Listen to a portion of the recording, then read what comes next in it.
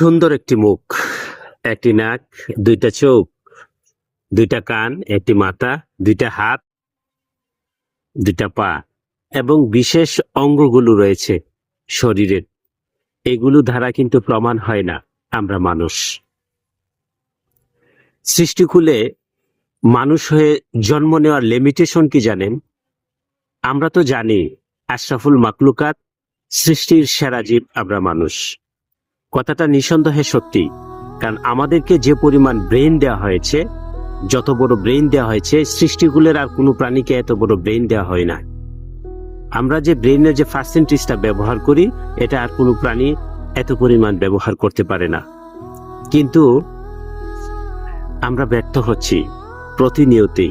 আমরা যে মানুষ, এটা এখনো পর্যন্ত সত্যিকার অর্থে বিশাল আকারে প্রমাণ করতে পারিনি। এত সুন্দর পৃথিবী, প্রাকৃতিক পরিবেশ, মানুষের সাথে ভালো সম্পর্ক, আশেপাশের মানুষের সাথে ভালো সম্পর্ক, এগুলো কিন্তু করার ক্ষেত্রে আমরা ব্যর্থ হচ্ছি।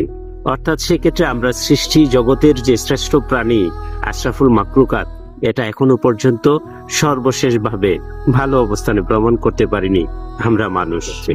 এই সুন্দর পৃথিবীকে সাজিয়ে নেওয়ার ক্ষেত্রে আমাদেরই কিন্তু বিশেষ ভূমিকা রাখতে হবে।